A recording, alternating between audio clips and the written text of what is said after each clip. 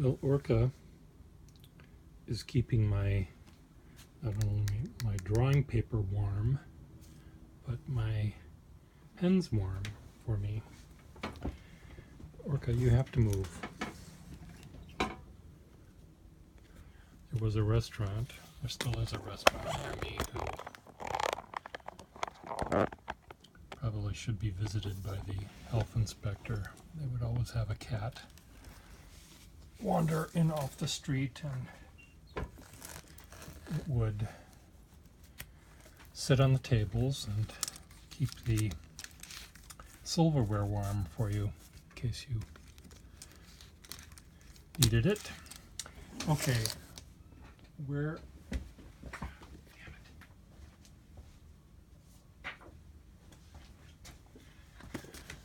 Some of the people that watch my videos anxiously and eagerly await my cursing, because they know it's going to happen at some point. At some point, God damn it, is going to be said, and usually it happens more and more often, and it happens sooner than later these days. Look at that little horsey. I'm going to draw this horse, more or less, 8 times, using these 8 pens. And I'm going to show you, I'm actually going to show a particular person. Stefan is his name. I'll just write his name here for you. Stefan the horse. He's an artist in Serbia who's interested in buying a pen to draw with, and I'm trying to figure out for him what kind of pen he wants. Hopefully he'll buy one for me. So I'm just going to draw this horse 8 times, and I'll try to draw it sort of as quickly as I can and draw it as closely as I can to similar sizes, so you can see the difference of what each of these pens is going to do. And already I'm having problems because I can't, and I'm putting my wrist on this piece of paper because it's going to end up getting, oils of my hand, or it'll be dirty or something. I don't know. It's just not going to work right. Okay, I don't know how horses work, obviously. This pen, anyway, ignore the fact that I don't know how to draw a horse. And already I can see that the proportions are off and blah, blah, blah. My cat, on the other hand, is now below me, trying to figure out why I'm doodling on his bed here. So if I had to draw this horse and I had to use this pen, because it's very, very fine, I might be tempted to draw with, all of the muscles of the creature, and draw the shading, and just because this nib is very, very fine.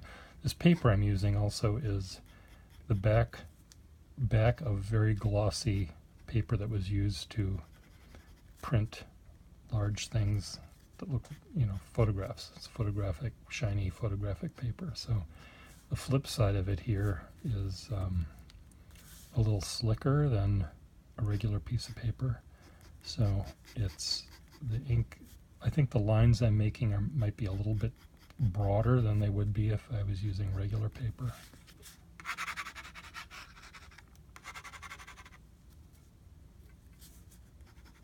Yeah, see, why aren't I using this paper? God damn it. Another swear word. Well, I'll just keep using this paper because I've started it and it's just going to have to be the same. So, again, paper is going to make a difference. Maybe in Serbia, the only paper you can buy is paper that looks like this. I don't know. I've never been to Serbia. But paper is important. So this pen, because of its fineness, it's going to make me want to draw probably more detail than a different pen would ask me to draw, would make me want to draw. So, in fact, I just used this pen a few minutes ago for a job I have to do. And if Stefan buys this pen, I'm going to be sad because, well, I've got other pens that'll do this too. The downside of this pen is if I wanted to have something that was really, really dark and filled in, I have to use lots and lots and lots and lots and lots of lines. You know, this pen can go from fine to that. That's the range right there, fine to that much. Really can't go any more than that. So the range is minimal, but boy, it's nice. It's really a sweet pen. Okay, enough of that one. Now, Sheaffer Triumph nib. This is a pen that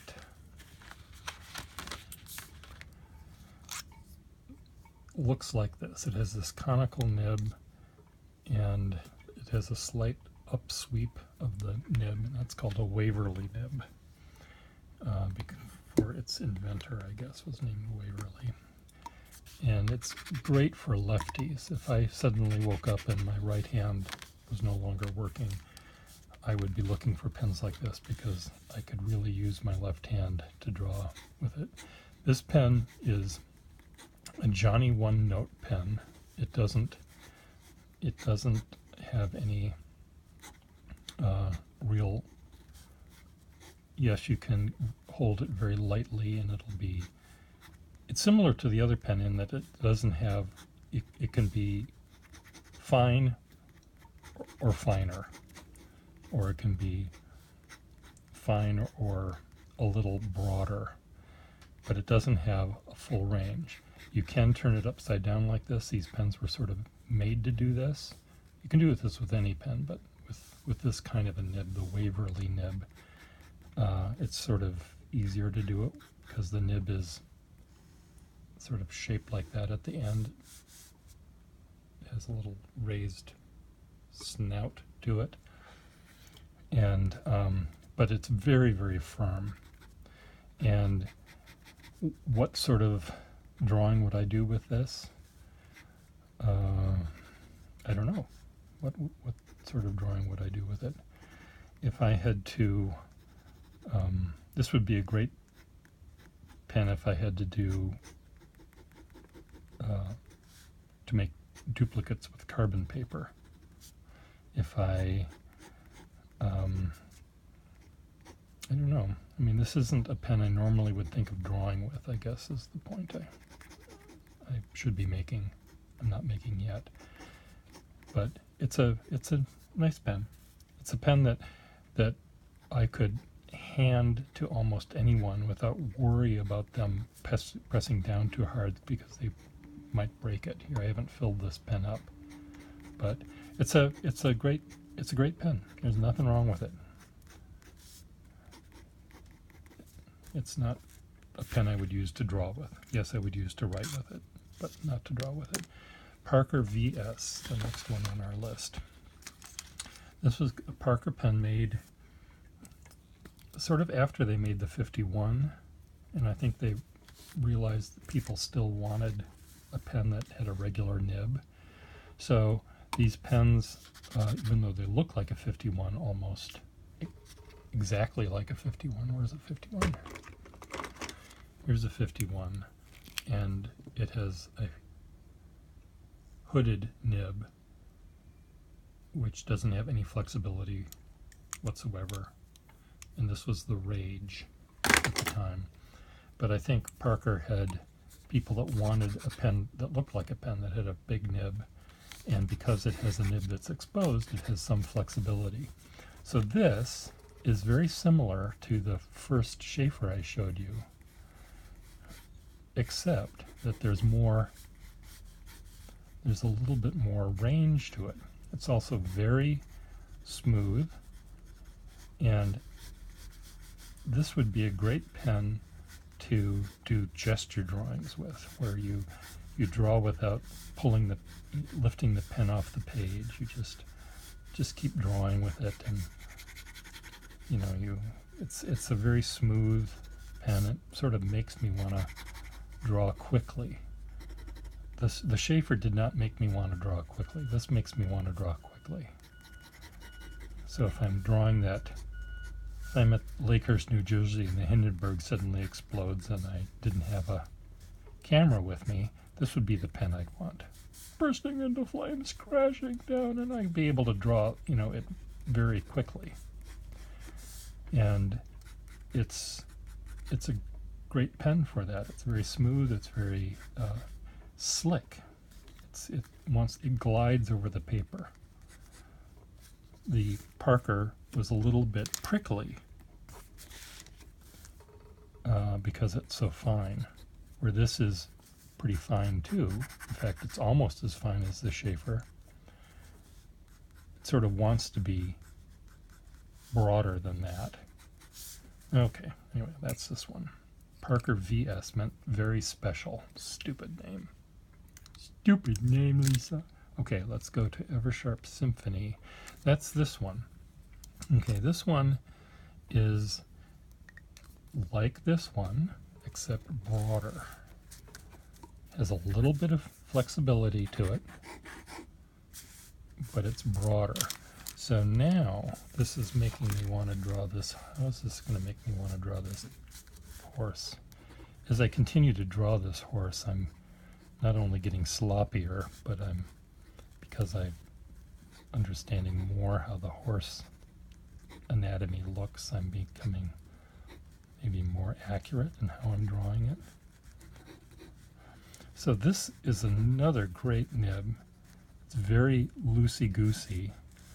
If I was drawing things that required a lot of ink coverage, this would be a great nib to use because it starts out loud and it goes louder.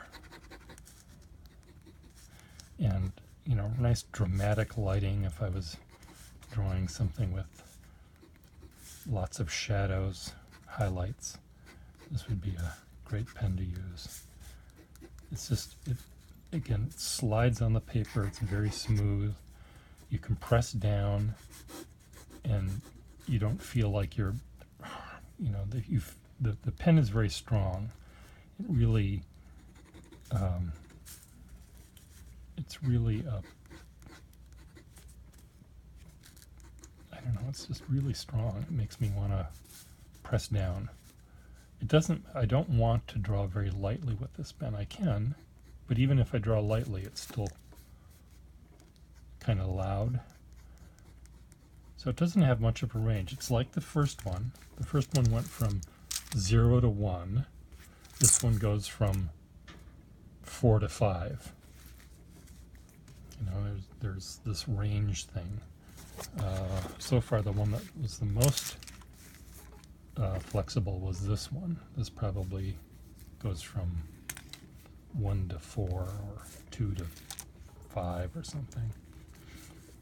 Okay, let's go to the next one, Eversharp Skyline. Move this up. This one is similar to this one, the last one I did. I'll get my model back because horses, I don't really. Now this is very similar to the last one that I did. It's hold on,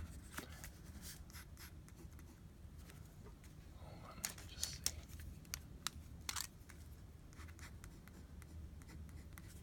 Yeah, it's almost identical to this one, to the last one I did. So it goes around and up and down, and I can keep it on the, I don't have to lift up on the pen, so this horse is sort of melting into, or it's burning. It's Brunhilde's horse. It's burning up in Götterdämmerung. flames. So it's a really good, strong, sturdy nibbed pen. This is great for, I've been getting into sort of, what's the word I want? Gothic lettering. But I'm sort of doing Gothic and script at the same time. So, you know, a Gothic letter would look like that. Or, you know, it's made of these vertical lines, so if I write vertical, but also sort of, I haven't filled these, so that's why it's skipping here. It's sort of a cursive version of that, and this pen is great for that because there's a little bit of flex, but it sort of wants to be a stub nib. Okay, Eversharp Skyline number 2 is this one. This probably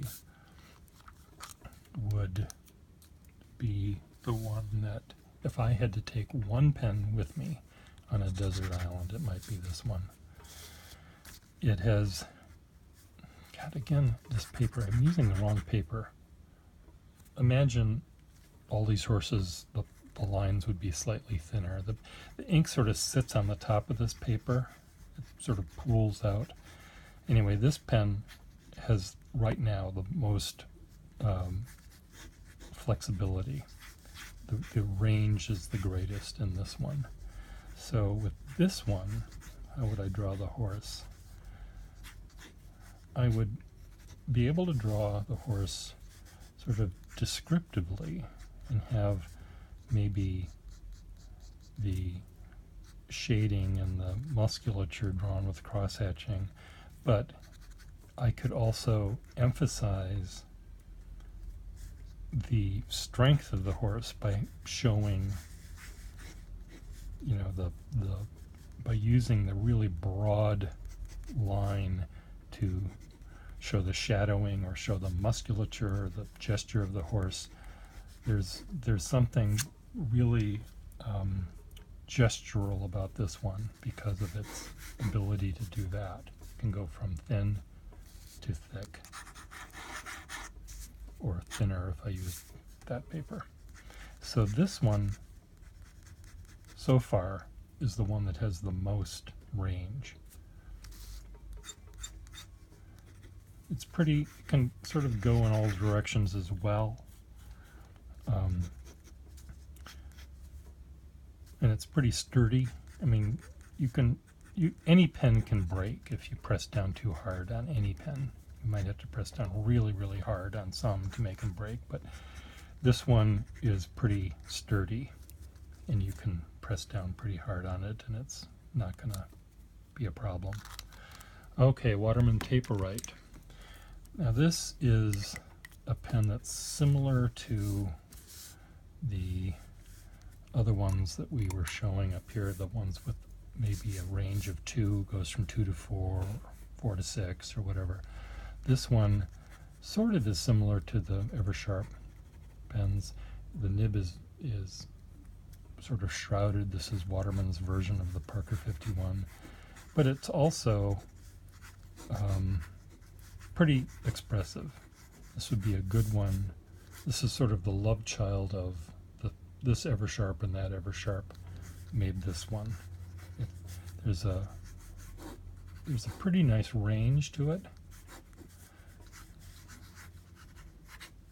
and you can get, this would be a good one for doing a gesture drawings of the figure. You know, you've got your model up there, and normally when you have a model, you get into the swing of things by drawing 30-second or, you know, minute long or gestures of the figure posing, and this would be a great pen for that because it's just so smooth, and a lot of these pens could do that. But this sort of wants me to draw this doesn't want me to draw details. Yes, I could draw details, but it wants me to get the essence of what I'm drawing.